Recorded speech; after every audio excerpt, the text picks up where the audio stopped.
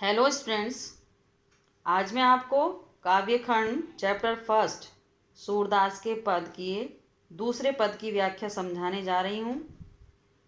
देख लीजिए, आज हम समझेंगे दूसरे पद की व्याख्या। मन की मन ही मांझ रही, कहिए जाई कौन पे ऊधो, नाही परत कही। अवधि आधार आस आवन की, तन मन विथा सही। अब इन जोग संदेशनी सुनी सुनी, विरहिनी विरह दही। चाहती हुती गुहारी जितही, तय उततै धार बही। सूरदास अब धीर धरई क्यों, मर जादा न लही। गोपियाँ उद्धव से अपनी विरह वेदना का वर्णन करते हुए कह रही हैं कि हमारे मन की व्यथा मन में ही रह गई है। हे उद्धव, हम अपने मन की पीड़ा को किससे जाकर कहें। हमसे कुछ भी कहा नहीं जाता। हम तो कृष्ण के आगमन की आशा लिए उनके आने के नियत समय के सहारे ही अपने तन मन की व्यथा को सहती जा रही हैं। अब इस योग के संदेश को सुन सुनकर तो वियोग में जीने वाली हम गोपिकाएं विरह की आग में और भी जलने लगी हैं। इस विरह रूपी अग्नि से रक्षा करने के लिए हम जहाँ भी गुहार लगाना चाहते हैं, वहाँ से तो योग की प्रबल धारा बह रही है। सूरदास कहते हैं कि गोपियाँ उल्हाना देते हुए कहती हैं कि अब हम किस प्रकार धैर्य धारण करें। कृष्ण ने तो प्रेम की मर्यादा ही नहीं रखी, अर्थात प्रेम की मर्यादा का पालन कर यहाँ आने की बजाय कृष्ण ने हमें प्रेम का त्याग करने का संदेश भेज दिया। अब देख लीजिए पद नंबर 3 में क्या कहा गया है। हमारे हरि हारिल की लकरी, मन क्रम वचन नंद नंदन उर, यह दृढ़ करी पकरी। जागत सोवत स्वप्न दिवस निसी, कान कान जकरी। सुनत जोग लागत है ऐसो, ज्यों करुई ककरी। सूतो व्याधि हमको ले आए, देखो सुनी न करी। यह तो सूर तिन्हि ले सौंपो, जिनके मन चकरी। एक पक्षी जो अपने पैरों में सदैव एक लकड़ी लिए रहता है, उसको क्या कहा जाता है? हारिल पक्षी। तो यहाँ पर उस पक्षी से गोपियाँ अपनी तुलना करते हुए क्या कह रही हैं, देख लीजिए। गोपियाँ उद्धव से कहती हैं कि हम निरंतर कृष्ण के ध्यान में उस प्रकार से निमग्न रहती हैं जिस प्रकार हारिल पक्षी कहीं भी हो और किसी भी दशा में हो, सहारे के लिए अपने पंजों में कोई न कोई लकड़ी अथवा किसी तिनके को पकड़े ही रहता है। हमने अपने मन, कर्म और वचन से नंद नंदन कृष्ण को अपने हृदय में दृढ़ करके पकड़ लिया है। हमारा मन जागते सोते स्वप्न अवस्था में दिन रात कृष्ण के नाम की ही रट लगाता रहता है, अर्थात कृष्ण के नाम का स्मरण ही हमारा एकमात्र ध्येय रह गया है।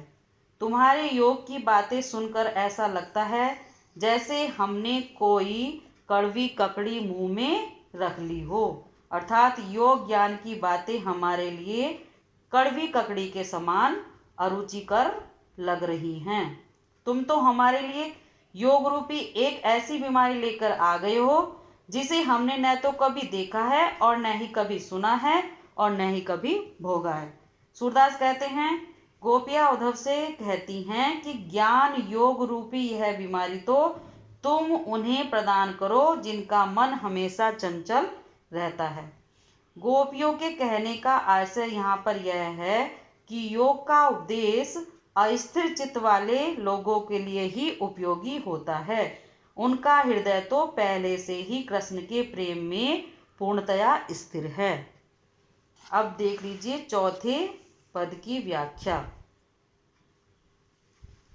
हरि है राजनीति पढ़ी आए, समुझी बात कहत मधुकर के, समाचार सब पाए। इक अति चतुर हुते पहिले ही, अब गुरु ग्रंथ पढ़ाए। बड़ी बुद्धि जानी जो उनकी, जोग संदेश पठाए। उधो भले लोग आगे के, परहित डोलत धाये। अब अपने मन के फेर पाही हैं, चलत जू हुते चुराए। ते क्यों अनीति करे आपुन, जे और अनीति छुड़ाए। राज धर्म तो यह सूर, जो प्रजा न जाई सताए। गोपियां यहाँ पर कह रही हैं, कृष्ण को उल्हाना देते हुए उद्धव से कहती हैं कि कृष्ण अब राजनीति पढ़कर आ गई हैं। हम मधुकर अर्थात तुम्हारी कही गई सारी बातें समझ गई हैं और सारे समाचार हमने पा लिए हैं। एक तो वे पहले से ही बहुत चतुर थे और अब तो उन्होंने गुरु से भी ग्रंथ पढ़ लिए हैं। हम अब उनकी बढ़ी हुई बुद्धि के बारे में समझ गई हैं, जो उन्होंने हमारे लिए योग का संदेश भेज दिया है।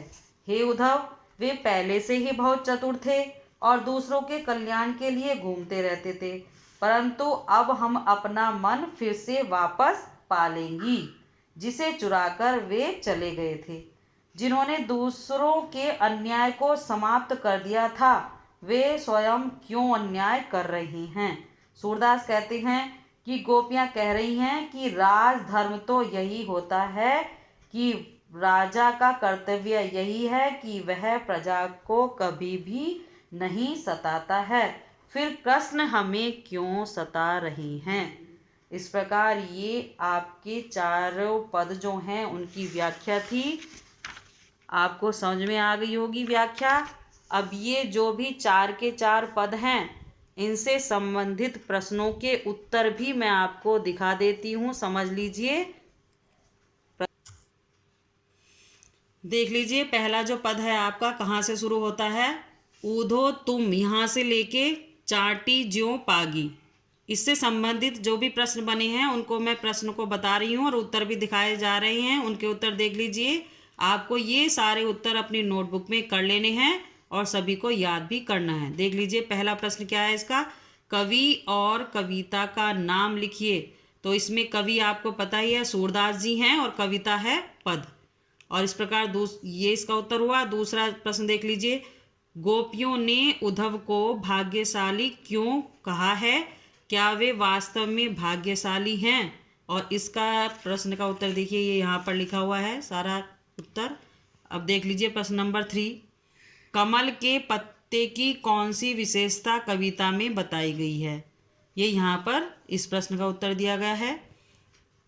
अब प्रश्न नंबर 4 है। उद्धव के प्रेम से अनासक्त रहने की तुलना किस किस से की गई है। इसका उत्तर देख लीजिए, आगे भी लिखा हुआ है। ये सारा उत्तर इसी का है। अब नेक्स्ट प्रश्न देख लीजिए। भोली भाली गोपियों और चींटियों में क्या समानता दर्शाई गई है। ये है इसका उत्तर सारा। अब है आपका जो दूसरा पद है वो देख लीजिए कहाँ से है। मन की मन, यहाँ से लेके मर्यादा न लही, यहाँ तक ये आपका दूसरा पद है। इससे प्रश्न बनता है, गोपियाँ अपने मन की बात मन में ही क्यों रखना चाहती हैं। ये इसका उत्तर दिया गया है। अब आगे देख लीजिए, दूसरा है इससे प्रश्न। विरह रूपी अग्नि के दहक उठने का क्या कारण कविता में बताया गया है। ये है इस प्रश्न का उत्तर सारा। नेक्स्ट प्रश्न है आपका ये। गोपियों का धैर्य क्यों टूटने लगा। ये यहाँ से स्टार्ट हो जाता है उत्तर और आगे तक है, यहाँ तक सारा इसी का उत्तर है। अब है देख लीजिए आगे, ये है प्रश्न। गोपियाँ कृष्ण द्वारा किस मर्यादा के उल्लंघन की बात कर रही हैं और क्यों।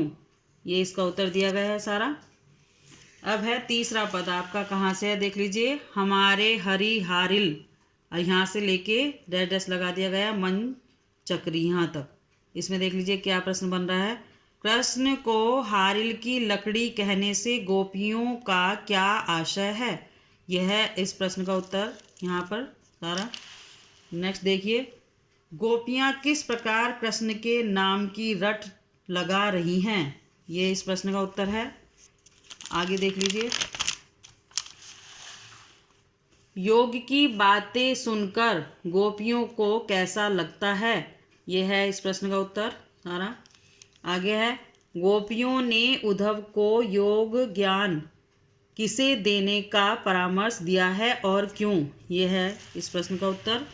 नेक्स्ट है आपका ये 4 जो पद है कहाँ से स्टार्ट है? हरि हैं यहाँ से लेके जाहि सताए यहाँ तक। इससे प्रश्न बन गया है पहला, कृष्ण के राजनीति पढ़ लेने का क्या प्रभाव गोपियों ने महसूस किया? ये इसका उत्तर है यहाँ पर सारा। नेक्स्ट प्रश्न है, गोपियाँ कृष्ण से अपना मन क्यों वापस पाना चाहती हैं? ये इसका उत्तर दे दिया गया है। नेक्स्ट है, गोपियाँ उद्धव के माध्यम से कृष्ण को किस राजधर्म की याद दिला रही हैं? इसके पीछे उनकी किस प्रकार की आकांक्षा निहित है? ये है इसका उत्तर। आगे देख लीजिए, यहाँ तक इसका उत्तर आ गया है। अब आगे है, कृष्ण के किस कार्य को गोपियाँ अन्याय बता रही हैं और क्यों? ये यहाँ तक सारा इसका उत्तर आ गया है। अब ये मैंने आपको चारों पद जो हैं उनसे क्वेश्चंस बना के उनके आंसर दिखा दिए हैं, और जो आपके अभ्यास कार्य में आपकी पुस्तक में दिए गए हैं उनसे संबंधित काफ़ी प्रश्नों के उत्तर इसके अंदर आ गए होंगे। अब आपको ये सारे प्रश्न अपनी कॉपी में कर लेने हैं उत्तर के साथ, और उनको याद भी कर लेना है। धन्यवाद।